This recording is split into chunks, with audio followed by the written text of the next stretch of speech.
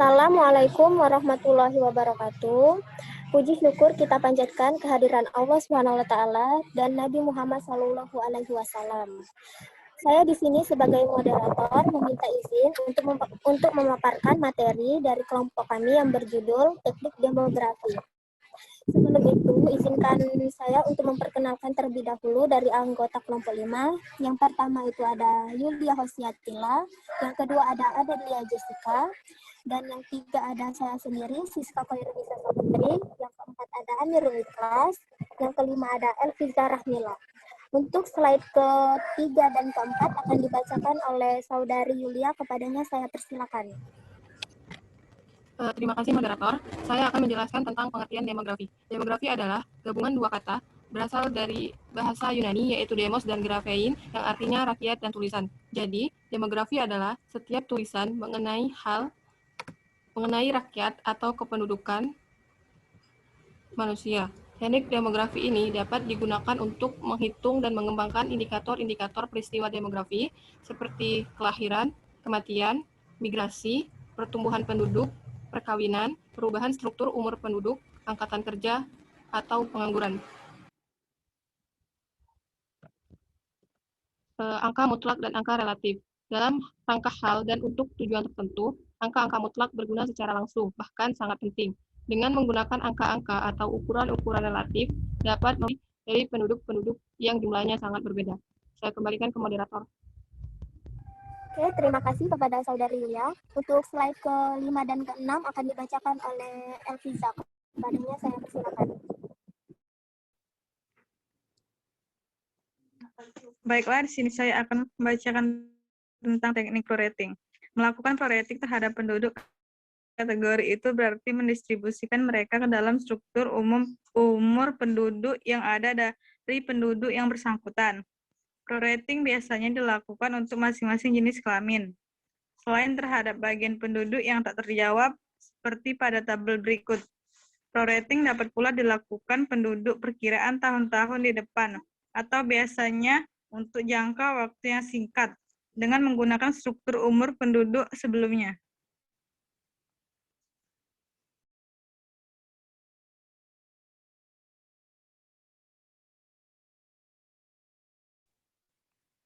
Satu, perhitungan angka penduduk. Penduduk alami atau natural population increase. Hasil pertumbuhan penduduk alami didapat dari selisih jumlah kelahiran dengan jumlah kematian. Rumus T sama dengan L dikurang M. Keterangan T sama dengan jumlah pertumbuhan penduduk per tahun. L sama dengan jumlah kelahiran per tahun. M sama dengan jumlah kematian per tahun. Terima kasih, saya kembalikan. Oke, terima kasih kepada saudari Elviza. Untuk slide ke-7 dan ke-8 akan dibacakan oleh Amirul, kepadanya saya persilakan.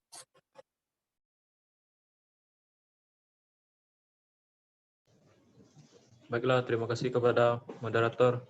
Di sini saya akan membacakan pertumbuhan penduduk migrasi. Hasil perhitungan penduduk migrasi didapat dari selisih jumlah penduduk migrasi masuk atau imigrasi dan jumlah migrasi keluar atau imigrasi. Rumusnya T sama dengan I dikurang E.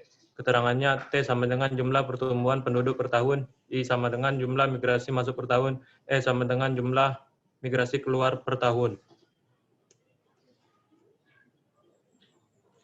Yang ketiga yaitu pertumbuhan penduduk total atau total population growth.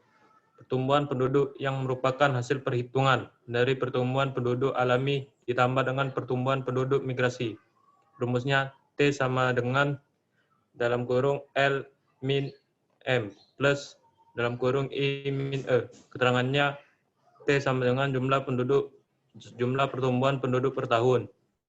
L sama dengan jumlah kelahiran per tahun, M sama dengan jumlah kematian per tahun, I sama dengan jumlah imigran atau penduduk yang masuk ke suatu negara atau wilayah untuk menetap per tahun. E sama dengan jumlah emigrasi atau penduduk yang meninggalkan pergi ke negara atau wilayah negara lain per tahun. Mungkin itu saja, saya kembalikan.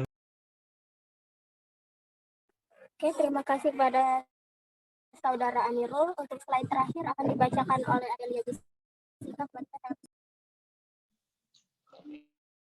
Baik, terima kasih moderator. Di sini saya akan melanjutkan penjelasan mengenai transisi demografi. Transisi demografi adalah model yang digunakan untuk menggambarkan perubahan angka kelahiran, kematian, dan populasi suatu daerah seiring dengan waktu. Model ini dibuat dengan mengolah data kependudukan dari negara-negara Amerika Utara dan Eropa yang sudah terindustrialisasikan. Setidaknya terdapat 3 tahap perkembangan transisi demografi, yaitu tahap pertama, kelahiran tinggi dan kematian tinggi. Tahap kedua, tingkat kelahiran masih tinggi, namun tingkat kematian cenderung rendah. Tahap ketiga, yaitu kelahiran mengalami penurunan dan kematian juga menurun, sehingga menjadi stabil. Mungkin itu saja, saya kembalikan ke moderator.